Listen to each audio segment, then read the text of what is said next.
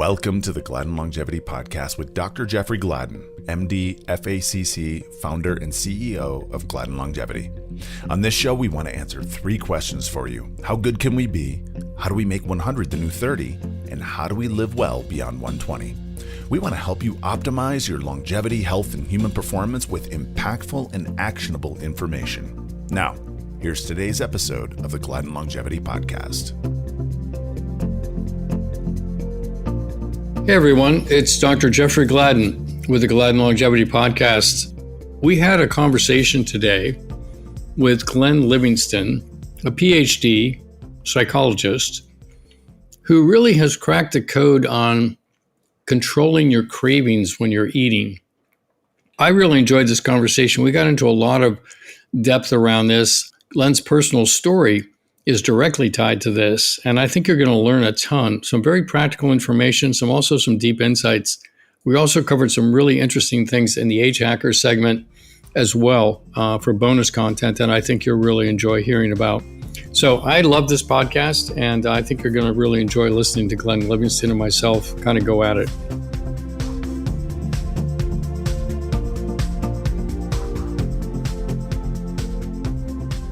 Welcome, everybody, to this edition of the Gladden Longevity Podcast. I'm your host, Dr. Jeffrey Gladden. Steve Ryder is off playing hooky today. I'm not sure what he's doing, but something about an airport. Anyway, we'll jump right to it. I've got a really interesting guest with us today, a Ph.D. psychologist. His name is Glenn Livingston, and he's done some remarkable work really in the eating space. Let's call it the eating space. So, Glenn, welcome to the podcast. Thank you for having me. It's a delight. I'm looking forward to this. Yeah, absolutely.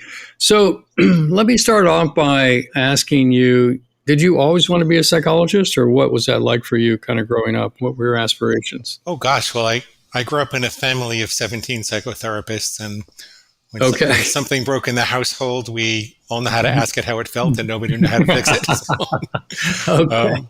I used to bring my little friends over when I was 6 or 7 years old, and we'd have them lie down on the couch in my dad's office and tell me about their mother. So yes, I always wanted to be a psychologist. It was the most important thing to me. Yes. Okay. Well, it sounds like it was in your DNA, in your family, and in your environment. So yeah. Well, that's pretty fascinating. Not many people want to be a psychotherapist at the age of 6, but very, very cool. So you pursued that, and you did a PhD. What really appealed to you about psychology as opposed to psychiatry or anything else? Or what were you hoping to accomplish when you went into the field? I like the depth of engagement and conversation in psychotherapy as opposed to medication. I think there's a real place for medication. I'm really happy that there is a field of psychiatry, but that's not my bent. Right. My father practiced at home, and so his patients used to come and talk to me before they'd go downstairs and talk to him. And they would tell me what they were going to tell him, and then they come upstairs and tell me what they told him. And so that engagement was very exciting to me. I always felt like everybody's got a story, and you learn something from every story. And I just felt like life was extremely meaningful in that realm of endeavor. And I couldn't wait to get started. Yeah, very, very cool. So with these 17 psychotherapists in your family, did you have siblings that went into this field also? Or? Oh, yeah. Yeah, my sister's a psychologist in New Hampshire. She's moving down to Florida. Her husband is a psychologist. My ex-wife was a psychotherapist. Okay. My mom and my dad and my aunts and my uncles and great aunts and uncles. Yeah. To your point, it must be a fascinating family reunion. I mean, it's a little bit like jumping on a trampoline with somebody else. It's like who's going to pop who into the air, right? And nobody agrees. Like there's just so many varying perspectives in psychology. Right. I mean, we have fights at the family reunions just the same way that everybody else does. Right. Yeah. So this is fascinating, quite honestly. The audience here has heard me say this. I think one of the greatest foibles of human nature, quite honestly, as I lean into this, is people getting married to their answers. Right? They get married to their answers as opposed to the questions. And I think if the questions tend to unite us, it's like we can agree on a question, right? Like, what's the best way to do something? Or is there a way that we could be doing this better? That becomes a question we can agree on. And yet if somebody becomes prescriptive in terms of how something has to be done, then there can be disagreement. It's like trying to make a pumpkin pie, right? You can ask the question of how do we make the best pumpkin pie on the planet? Okay, well, let's try different things and see what we collectively decide. Mm-hmm. But if somebody comes in and says, no, this is Grandma X's recipe and this is how it's done and this is the only way it can be done, there's no room for optimization or growth or collaboration, right? Yeah. It just poisons the whole endeavor. So I'll try to honor that principle as we go through the interview. I won't be married to my answers. I'll listen carefully to your questions, okay? Okay. No, that's good because I find that nobody knows everything, quite honestly. And, that's the beauty of it. We're all trying to optimize it. So you went into psychology, and what is it that you loved about, the clients that you were seeing? Was there something that, some area that you were really drawn to or something like that? I studied child and family therapy when I was younger. Mm-hmm. And so I wound up working with a lot of suicidal adolescents. Okay. And I never lost anyone, thank goodness. I did lose a lot of sleep. But mm-hmm. I just felt like the opportunity to intervene at such an early stage when people were going down the wrong path was extraordinarily meaningful to me. When I could really connect with them, and it wasn't so much like a jigsaw puzzle I thought it was going to be. It was more like, how do you get them to love and trust you enough to think new mm-hmm. thoughts and take new risks? And that's it. Yeah. Nobody can hear what you have to say until they feel heard, right? So, and they have to have trust. And so you've got to hear them first, right? So that's really cool. So ultimately you loved all that, but there were some elements where you became disillusioned with the field and you decided to kind of go down a different path, if I'm not mistaken. But walk us through that. What went on there? I wasn't disillusioned with psychotherapy as a field. I married a marketer, and we had very high expenses. We were running a big business. And so, mm-hmm. You can't really make as much as a psychologist as you can for a consultant to industry. And I was young and a little bit stupid, and I saw dollar signs, and I got seduced into the wrong side of the war. I was doing advertising research for big companies that were selling, sugar and drugs. And I see. Okay. Right. Understanding the psyche to be able to sell to it is kind of what we're talking about. Yeah, which can be ethical. I think I do that ethically now, but I don't think it was back then. I felt like I was a kid and persuader. Yeah. No, I think you're right. I mean, I think it can be completely ethical if you actually understand the audience, so you can actually speak to their need in an articulate way. If you have let's call it a helpful solution, right? But if you're using it to sell crack, then that's kind of a different problem. I had this interesting talk with my dad. He said, Glenn, I don't want to be a salesman. I don't like what you're doing because I don't want to be a salesman at all. And I said, well, Dad, you are a salesman. As a psychologist, you've got to convince people to do what's in their best interest. You have to mm-hmm. use words. You got to talk them into coming back in the next session. You have to talk them into talking about things as opposed to acting out on things you're selling all the time. So I just chose to embrace it, and it's going to be a while to apply it in the right place. But yeah. Yeah. No, that's right. It's interesting. My father was in the financial planning, estate planning, life insurance, trusts, all that kind of stuff. And as I was growing up, he was talking to me about sales and things like that. I remember going around door to door when I was probably about 7 or 8 years old, selling Christmas cards in August, because he wanted to push me into the sort of the sales thing. And I said, I don't really like sales at all. And he said, well, I can understand that, but just understand that no matter what you go into, you're going to be selling. Yeah. And I said, no, I'm not. I won't. No, I'm not going to do this. And he was so right, because, what do you know when you're 7 or 8 years old, right? Or 12 years old. So in the end, it's really, the way I've defined sales is it's really about service. It's how can I be of service to this person, right? Really, how can I be of service? So anyway. Well, and you need to sell yourself on things. If we talk about overeating, there are all types of excuses and justifications that people make to sell themselves on breaking their plans, or, having that chocolate bar or that extra donut or something like that. Mm-hmm. And when you start to examine that, if you understand the principles of selling, you can use them to talk yourself out of those destructive thoughts. So it's really all just psychology and persuasion. It depends upon what you're going to apply it to. Well, now you've kind of opened a crack in a door here of really the topic at hand, which is how people can control their eating. So, you've outlined a few things, although I kind of want to hear from the perspective of your own story, because I think at one point in time you were carrying more weight than you wanted to be, or something along that lines, right? So maybe you can walk us through that a little bit. I was almost about 300 pounds. I don't know exactly because I stopped weighing myself. And but what are you now? Because you don't look anywhere close to that. I'm like 223, but I go by body fat now instead of yeah, that's the best way. So I'm about 14% body fat. I want to get back down to 12, but yeah, I'm in range. I'm in range. Good. And just so the audience understands, sorry to interrupt, but it's what he's saying is it's really not what's on the scale. It's really body composition. And that's the way we think about it also. You know, bone weighs something, muscle weighs something, fat weighs something. And in many cases, people will lose, if they get into a good program, a really constructive program, they'll lose 20 pounds. Like in my case, I lost 20 pounds of fat, put on 10 pounds of muscle when I was getting healthy, so to speak. Many people will go into diets and they're losing some fat, but they're actually losing protein. They're actually losing muscle mass. And so that's a very unhealthy way to, quote unquote, lose weight. So it's not really about weight. It's really about body composition. Well, and it's also about how are you maintaining the weight? Because I could get skinny by taking up smoking, right? Yeah, there you go. Yeah. So I was almost 300 pounds and I had all sorts of medical problems and the doctors were yelling at me. Mm-hmm. And being from the family that I was from, I went down the traditional psychological route.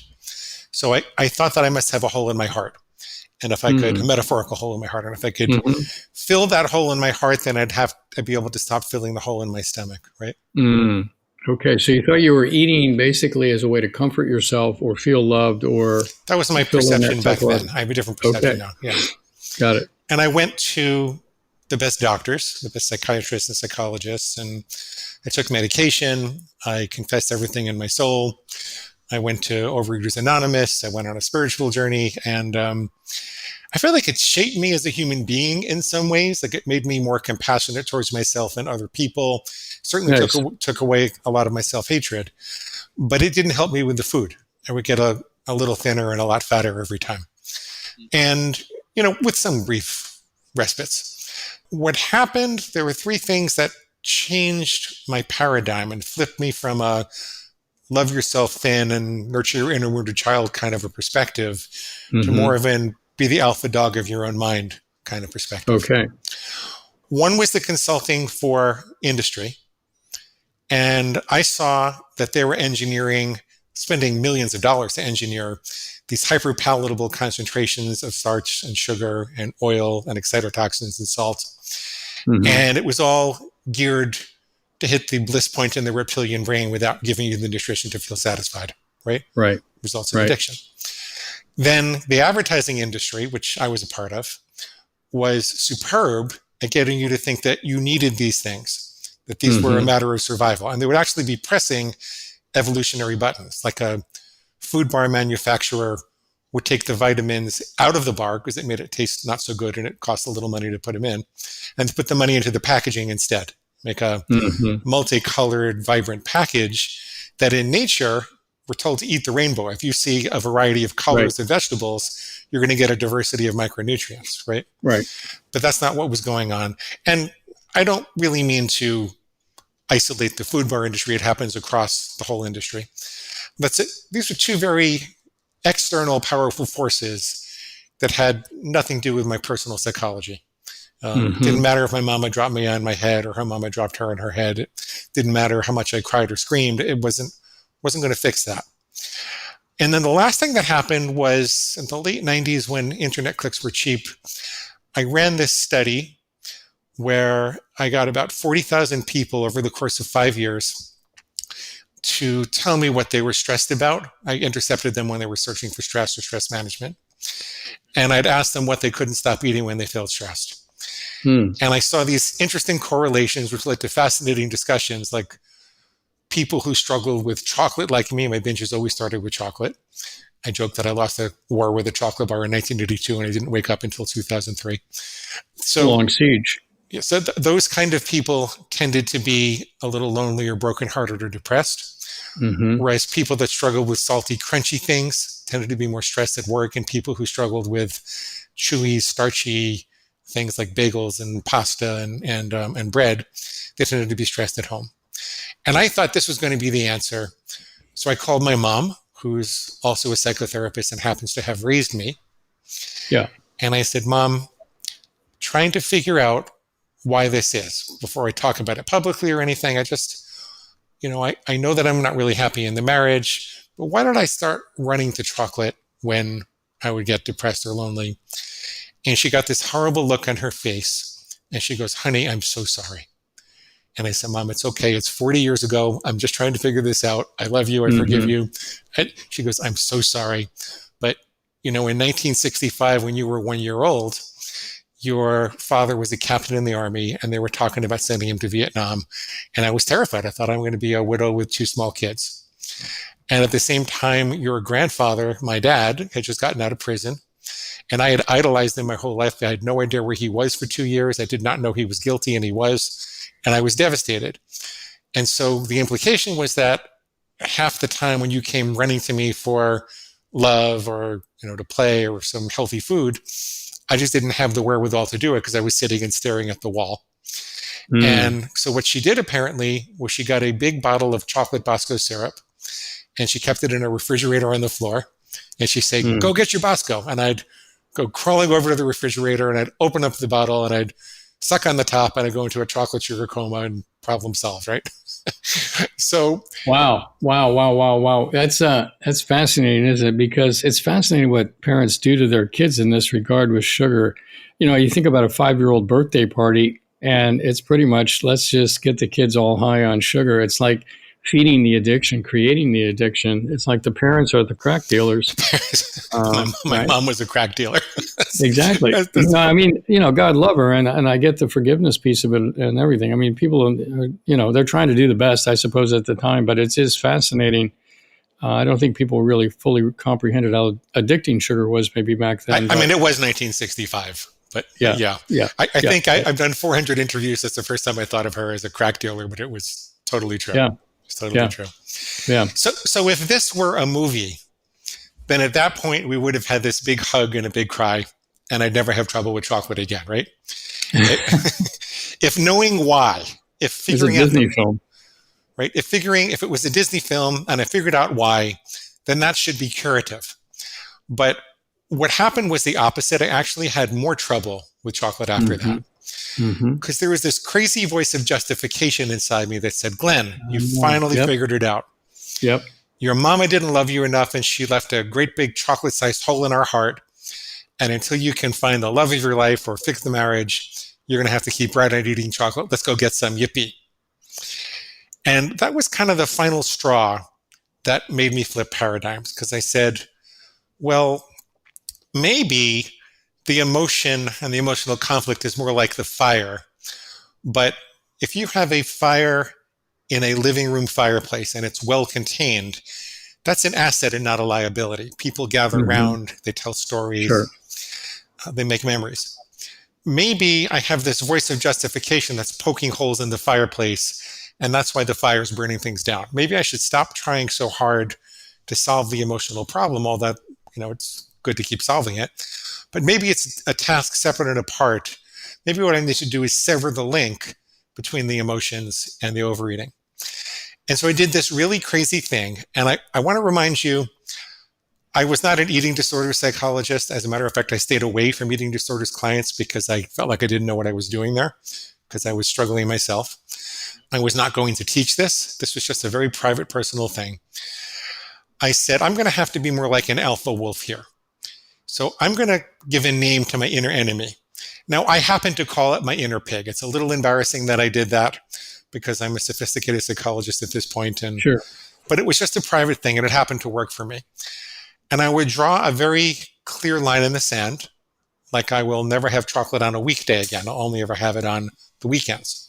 And that way, when I would hear a voice in my head, that voice of justification, when I'm at Starbucks and it said, Glenn, you worked out hard enough. A little bit of chocolate's not going to hurt you. You're not going to gain any weight. It'll be just as easy to start your silly plan again tomorrow. Go ahead, get some. Yippee. Let's have fun. When I would hear that voice, I would immediately wake up and say, wait a minute, that's not me. That's my inner pig. and it's squealing for pig slop. I know it sounds crazy, but it's always so No, embarrassing. it's good imagery. No, it's good imagery. Right? Yeah.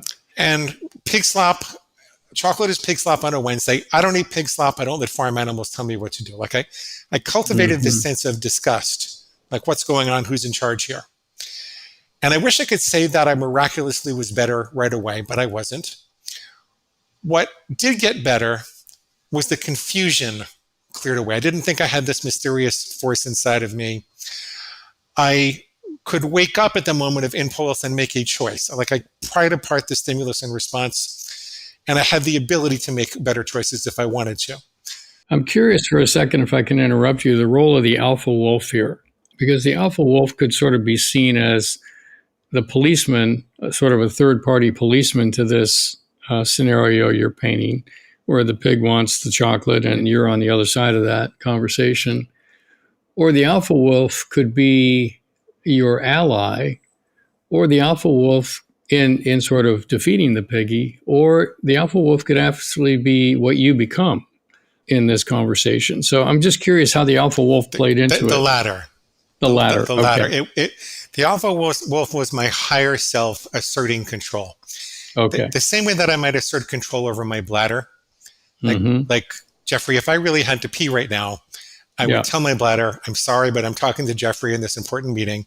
It'll have to wait until later, Sure. Because I'm in control. I'm a civil human being. Sure. Right? Or we could take a break. We could take a break. I don't have to go. But it's good to know. Yeah. Good to know. So that was a good question, though, because the alpha wolf really was me being assertive with my higher. So this is part of this is a strategy now. You've come to a point of understanding. Now you've developed a strategy to deal with your understanding. If I'm tracking here, is that? Yeah. Okay. And so there was more to the strategy. Once I started waking up and trying to make the right decision, I would say, well, what the pig is saying is not really correct in total. It's like a half truth with a bigger lie. A couple of bites probably wouldn't hurt, but it's never a couple of bites. Sure. And it's not just as easy to start tomorrow, because the way the brain works, if you have a craving and a thought, and you reinforce that by eating the chocolate, you're going to be more likely to have the craving and the thought tomorrow. You'll be more likely to say, start tomorrow. So if you're in a hole, you got to stop digging and use the present moment to be healthy. Yep. I call that a refutation. It's really a form of cognitive behavioral therapy for the lay public. But I would fix my thinking about food. I would remove the justification. I would find a certain sense of calm most of the time when I would do that. And maybe 80% of the time I'd make the right choice at that point. So you would sort of transition your identity, if you will. You would transition away from identifying with the pig, wanting the chocolate, and you would switch your identity to identifying with the wolf that's actually controlling the scenario, right, in a way? Yeah. Oh, yes. And character trumps willpower. Identity trumps willpower. If you ask people, could you never have chocolate on a weekday again? They'll go, oh, I can't do that. But if you say, could you become a person who only had chocolate on the weekends? They'll say, maybe I could do that. Because character trait is something you habitually do at the moment of temptation without thinking about it. It's a shortcut because the brain likes to conserve energy and automate things. And so when you think of yourself as a person who only has chocolate on the weekends, it's much easier to make decisions all week long. And so that's part of why this worked, is I started to think, I'm really a person who only has chocolate on the weekends. As I started to do that more often, I just kind of wrapped up in the identity of someone who did that, and then it became easier. You talk about in some of the information that you shared with us, this idea of basically decreasing the number of decisions that need to be made, which to me also kind of expands into constructing an environment that supports the mission.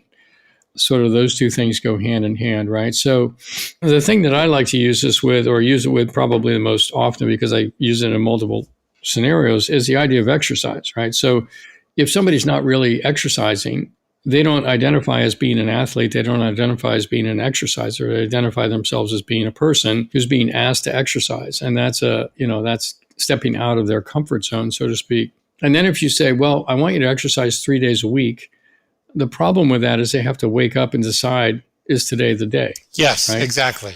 Yes. Right? And so once there's a decision involved, the failure rate, as you know, I think is 100%, right? I mean, it's always going to fail. So when we talk with people about exercise, it's like, we want you to exercise 7 days a week. The reason is we want you to put your sneakers on 7 days a week. Mm-hmm. You'll be doing different things 7 days a week. We're not going to be beating up any one part of you, but we want you exercising. And the beauty of that is when you exercise 7 days a week, there is no decision. When you're traveling, when you're at home, whatever it is, you're exercising every day. And as you do that, it starts to become a habit, which gets reinforced. But then beyond that, it actually starts to become an identity. It starts to become a ritual where you identify as an exerciser. Mm-hmm. And it's like you're not going to let the day go by without fitting it in, even when your schedule got thrown off by a flight delay or whatever it was, right? So what you're talking about here is developing that same kind of identity that trumps willpower. Yeah. Right. And sticking to the identity of I am a thin person. I am a good eater. I eat healthy things, or whatever that identity is. Or I eat when I need to nourish my body, but I don't eat out of other impulses, right? Stress or whatever else. So do you want to talk a little bit about that? Because I think they're kind of parallel processes between the eating and the exercise. This is part of why smaller, lower bars work better to get people started. Yeah. Because you're going to, BJ Fogg talks about this, but some days you're going to have your mojo and some days you're not. And you want to set goals that will trigger this identity function even when you're in a foul mood and you don't feel like doing it. That's right. So I'll never go back for seconds. I'll always put my fork down between bites. I always put my gym clothes out before I go to sleep at night.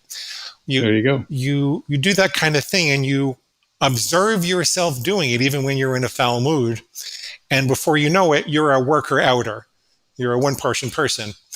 And then that starts to trump willpower because you don't have to make those decisions. I like this a lot. Our willpower is always strong in the morning, right? I mean, if we're going to be willful about something, it's going to be in the morning for sure. People are not eating ice cream for breakfast typically, unless they're really doing some stuff. But, if there's ice cream in the house and it's 8:00 at night and there's, I'm going to eat the ice cream if it's in the house, right? It's not that I don't want to. It's just that if it's in the house, I'm going to eat it. So I think, identifying as a healthy eater, which I am, keeps me away from doing that, but it also keeps me away from ever buying it in the first place, because if I know if it's in there, there's going to come a time where it's just like, screw it, I'm going to have some chocolate ice cream or something, right? So do you counsel people about creating the environment around this new identity as well? Oh, sure.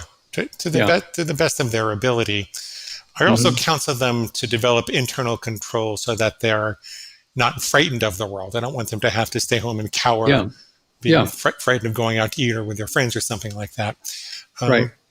Willpower is the ability to make good decisions, and there are only so many good decisions we can make over the course of the day, which is one of the reasons these hard and fast rules work better than a guideline.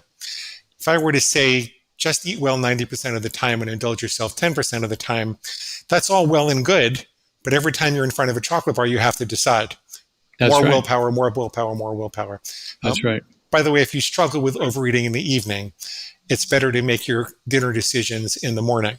So put it all out in Tupperware, get it ready, think about it during the day, just come home, boom, boom, boom. Don't make any strategic decisions at that point and then go to bed. That's right. Yeah. This episode of the Gladden Longevity Podcast is brought to you by H2 Molecular Hydrogen in the Gladden Longevity store. Yeah, Steve, you've heard us talk about this numerous times on the podcast in terms of the benefits of H2 and hydrogen water. We love it. It's really the best way to balance your entire redox system. So it really protects you from free radical damage. I take it every time I get on a flight to protect me from radiation damage when I'm flying. And I use it to rejuvenate my brain in the afternoon. There's really two kinds of exercise. There's physical exercise, and taking H2 before or after that works great. But also there's mental exercise. And I find that the H2 will bring your brain back when you're tired in the afternoon. So I think it's like the perfect thing for longevity and for performance, quite honestly. And I talked to you about this, that I found dropping 1 or 2 tablets in a glass of water right before bed. I've seen an overall bump in my deep sleep when I do so. And fascinating. Yeah. Yeah. So if you click on the store tab when you visit GladdenLongevityShop.com and use the promo code podcast10, you'll get 10% off your order. And this code isn't only good for our H2 product, but it's also good for all the supplements we carry. So podcast10 at the GladdenLongevityShop.com. Yeah, one of the other things that I use it for routinely is when I'm about to go on a mountain bike ride. And I will say this, that if I go on a long mountain bike ride, I will take one prior, I'll take one during, and I'll take one after. And some of the Ironmen that we've worked with have said that when they're doing an Ironman, they'll take it 3 or 4 times throughout the race. And their comment is that it's like taking out the old battery and putting in a new one. It really rejuvenates your body's ability to perform when you're doing more extended athletic activity. So think about that too. If you want to go do a longer hike or whatever else, take it with you. So GladdenLongevityShop.com, enter podcast 10 for 10% off your order. H2 molecular hydrogen. It's low-hanging fruit on your quest to make 100 the new 30. So, when I think about psychology, I tend to think about it really kind of in this way. Number one is that we've all been traumatized, right? Some way or another, all of us. Never met a person that wasn't. We end up living in reaction to those traumas. We end up creating stories around those traumas. And then out of those stories, we create an identity. And in order to actually expand beyond that restrictive identity, if you will, it's important to go in and understand, okay, what actually went on? What did mom do? What did I do? What did dad do? What did anybody do? Or anybody, so that I can actually unravel this knot and understand what happened. But to your point, understanding what happened is not enough, right? That's only kind of like the groundwork.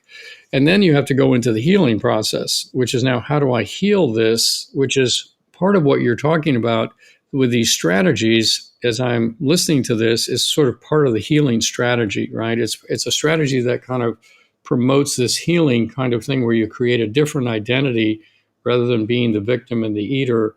You're now creating an identity of an alpha wolf that's in control, that's actually this, and now my body composition is so much better. And, you're kind of giving that back.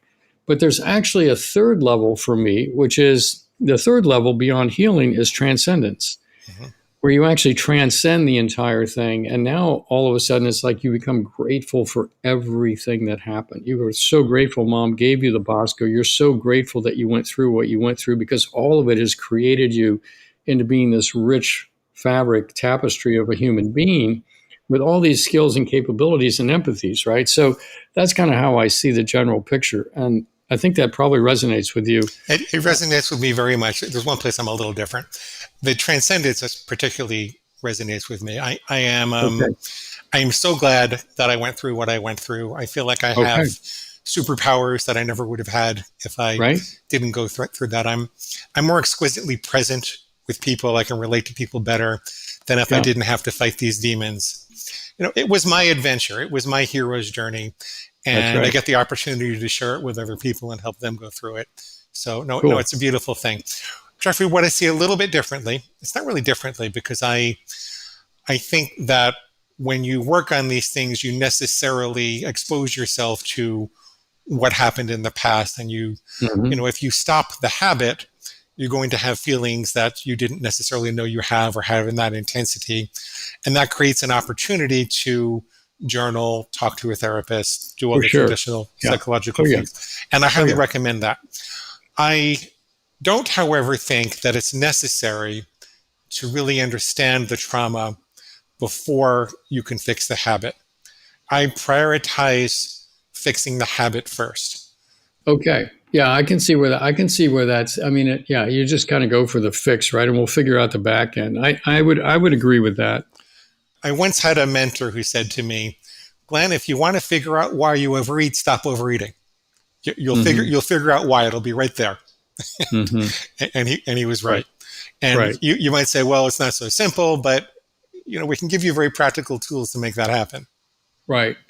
I do think, for me anyway, I'm just feeling into it. I think for me, it's the deep understanding of what went on enabled me to actually heal it in more profound ways rather than simply changing an external habit that had good impact, right? Yeah. So that conversation I had with my mom was extraordinarily healing. I got to know her better. I got to know myself better.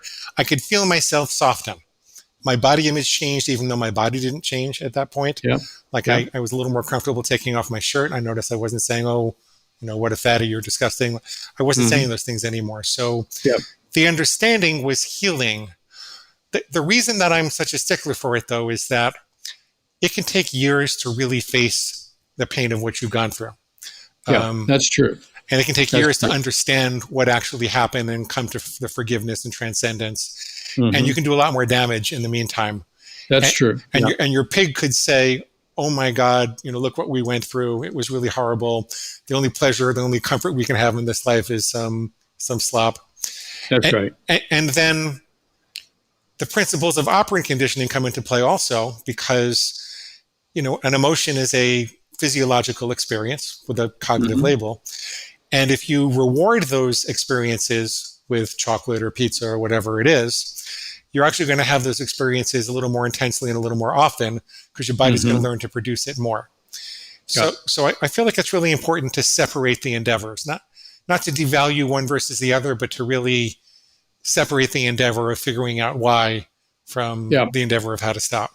Well, I think you raise a good point. And I think that, in our work, we work to get people exercising before they actually understand why they don't want to exercise, right? Or you see what I'm saying? So we kind of work in parallel paths. And yet for them to really get to that transcendent place, I find it's important for them to actually have the courage, quite honestly, because it takes courage to go back in and dig through all the bits and pieces that contributed to it in the first place, right? Where they can actually stand across from it and say, oh, I get it now. I see how this happened. I see how that got flipped around. And now it's like that becomes very powerful in terms of actually going to that transcendent space. Agreed. You can, Agreed. Right. So, okay. So we're really kind of on the same page. And I think that's very, very cool. So, what are you doing now for people? I mean, you've got a lot of great insight around this, and you basically have walked, through the valley of the shadow of death here, so to speak, and kind of come out the other side a transformed human being, your own hero's journey, so to speak. So what is it now that you're doing for people? What? Well, I mean, I've written 8 books. The last one is the best. Should I tell people what it is? Do you want to wait until the end? Yeah. No, you can tell them. What is it? Oh, it's called Defeat Your Cravings. You can get a free copy at defeatyourcravings.com in Kindle, Nook, or PDF. The piece I didn't talk about yet was what I'd call the screw it, just do it response. So most of my recovery, and really the first 6 or 7 years that I was coaching other people, and then I was coaching the coaches to coach other people, was all about fixing your thinking and removing those justifications. But when I would do that, even though we'd get a great result, people would eventually slip back because they would say at some point, oh, screw it, just do it. I just really want to. I don't have any justification. I can't make it okay. I know this is against all my rules, but just screw it. Yeah. And I got really curious with regards to what that was about and how did I seem to have mostly beaten that. Not that I've never done it, but I mostly beat that myself. And the answer is that it seems like when the brain perceives a certain level of organismic distress, it's like a false perception of emergency. The lower brain has the ability to turn off the higher brain's rational thinking. Yeah. And so one of the first things that causes organismic distress is irregular or erratic nutrition. So I'd find people would more regularly have this response if they were skipping meals or trying to fast for a week or something like that. And so I noticed people would get better if I could get them on a regular, reliable food schedule.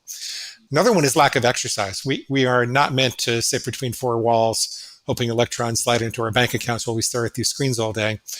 We're meant to get outside and walk around. And if you don't exercise for long enough, your body perceives there to be something wrong. Another one could be isolation, fatigue, lack of hydration, anything that really causes the brain to perceive that it needs resources because something's wrong. That's my hypothesis. I don't have third-party clinical trials to prove this yet, but that's my hypothesis as to what causes that response. I would agree with that. And I think fatigue plays a big role in it. And sometimes life events play a big role. And I think there's also an element that's a little bit subtler, and that is that we eat a lot of nutrient-dense, calorie-rich foods that actually leave us overfed and undernourished. Yeah. And so the body, in its striving to get nutrients, is triggering the appetite, hoping it gets some nutrient-dense stuff, but it doesn't. It just gets more chips or whatever, right? So I think there's a physiologic piece that the body's driving for health, right? For the consumption of nutrient-dense foods, micronutrients. If you eat 1,000 calories of pasta, your body is still hungry for all the micronutrients that you didn't feed it, and you're still going to have to eat something. Yeah. Exactly. Yeah, exactly. Yeah. So talk to us a little bit about your eating habits. How do you eat these days? I'm sure people are curious. What are you eating and how are you eating? My book is Diet Agnostic. So as long as you're eating a reasonable diet where you nutrify yourself regularly, we don't stand on ceremony about whether that's carnivore or high carb or low carb I mean, I have my prejudices from talking to so many people and what I do. I gravitated towards the whole foods plant-based world. So I'll start the day with a big green smoothie with a bunch of bananas and barley grass juice and like whole fresh lettuce. And, I go to the grocery store and they ask me if I have a gorilla at home because I take cases of bananas and tomatoes. So that's how I eat. Okay. Kind of more towards the Dr. Furmany to live approach than, for a while I was trying to be a raw vegan, but I found that very difficult. Yeah, very difficult. It's not even, I mean, I think of these diets that kind of go off into a corner, whether it's carnivore, keto, vegan, whatever, they all have their downfalls. I will tell you this, what we've learned is that the body loves variety. So I make a smoothie. I drank a smoothie today, right?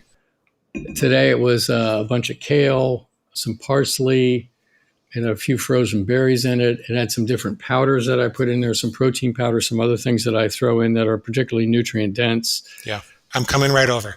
Exactly, right? Yeah. And then what else? Some chia seeds.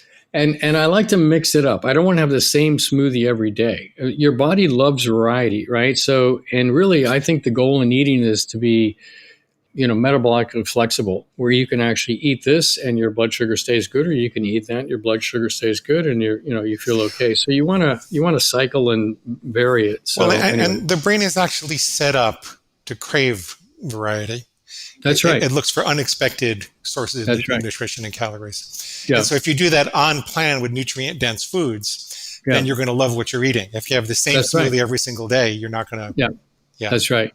Yeah, I find a lot of people say, well, I'm eating healthy. I have the same spinach salad every day. It's like, well, okay, the spinach is fine, right? It has some pros and some cons, but what's on the salad? And then, your body would actually like it better if you gave it a variety of things, right? So the audience should understand that this nutrient dense doesn't mean that you have every nutrient in every meal. It means that in the course of a day or a few days, you're actually cycling through all these nutrients to give your body what it needs. And that requires variety. Or even in a season, like certain fruits and vegetables are in season now and they won't be in 3 months, and I'll be getting a different set of micronutrients then. But over the course of a year, you have a tremendous variety. That's right. Yeah. No, that's cool. And so are you eating 3 meals a day or 2 meals a day or 1 meal a day? I eat 3 meals a day. If I'm really hungry, I'll have a fourth. I don't particularly have a rule that says I can't eat between meals, but I tend not to. I know the muscles that are responsible for peristalsis, they require rest from time to time. So I try to have times in between. When you're not eating. Yeah. I eat light at night. I eat heavy in the morning and the afternoon. Yeah, I think there's a lot of wisdom in that. I found that for our clients that when they really cut back on dinner, they tend to do better. And there's some interesting data that's come out on eating 1 meal a day versus 2 meals a day versus 3 meals a day. There was a study that came out a few years ago looking at, I think it was about 15,000 people. It was part of a cardiovascular study, but the people that ate 1 meal a day had a 30% increase in all-cause mortality. I saw that study. right? And an 80% increase in cardiovascular disease. Scary. And it's scary. And we've talked about this before on the podcast, but it's not because fasting's not good. I mean, there's a lot of benefit to fasting, right? I mean, it's been, in every culture for eons, and we already know the biochemistry of it. And it does wonderful things for longevity, right? You basically increase autophagy, mitophagy, you're recycling things, repairing DNA, all the good things you want to do. So it's good to fast. The problem comes in how people refeed themselves.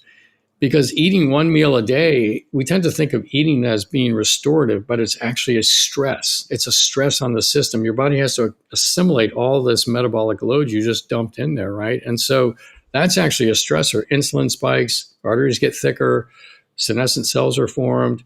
So really, if you're going to eat, I think the best way is if you want to have even a window, let's say you're going to eat in 8 or 12 hours, whatever window, 6 hours, whatever window you want, I'm okay with that. But when you're going to eat, just eat small portions. And that 80% rule, like the blue zones, never eat till you're full. Just eat till you kind of feel Hachi-bu or something like that. Is that what they say? Yeah, Hachi-bu. That's right, Hachi-bu. Yeah. And never eat until you're full.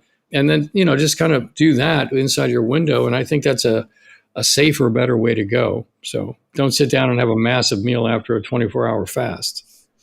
My contribution to the fasting discussion is that I would underscore everything that you're saying about the benefits. Yeah. And I've heard that about the refeeding before also. That makes sense. Yeah. I find with people, if they've gone too far down the overeating or binge eating route, they don't do well with less than 3 meals a day or more than a 12-hour window for the first 6 months. Yeah. And it seems to be the period in which you need to get a lot of the junk out of your system. And then you can, shorten the window if you really want to. I have about half the success rate with people that insist on having 1 meal a day in the beginning, right out of the gate. Interesting. We call it binging on a schedule. That's how I kind of try to there you go. Out of it.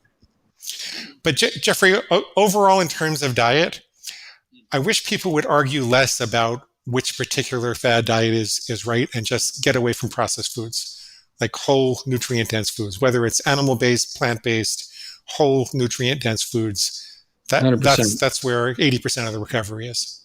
I agree. Couldn't agree more. So it sounds like you've developed a really pretty effective plan, and people can access your information through your books. Is that really the best way to go about it? The best way to get started is at the website, defeatyourcravings.com, and click the big blue button and defeatyourcravings.com, and then sign up for the reader bonuses. You'll get a free copy of the book in Kindle, Nook, or PDF format. We have traditional formats, but they have traditional charges to them. You'll get a set of recorded coaching sessions so you can hear me take people through the full process. I know it sounds weird. Why does Jeffrey have this doctor around who's got a pig inside of him? And, it sounds like it's kind of cruel, but it's really not. It makes people feel very hopeful and confident. Absolutely. Sure. And then I have a set of food plan starter templates regardless of your dietary philosophy.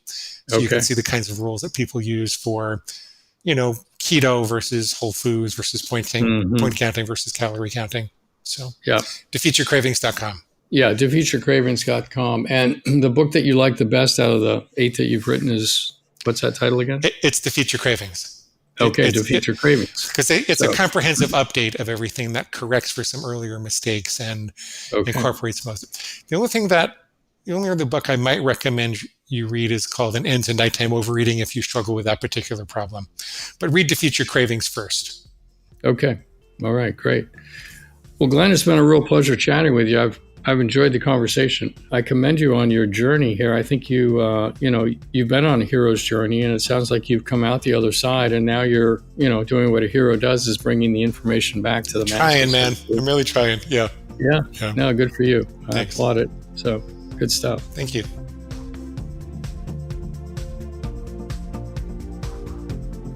Thank you for listening to this week's episode of the Gladden Longevity Podcast. If you would like more information on what we've discussed or other topics, please reference the show notes or go to GladdenLongevityPodcast.com.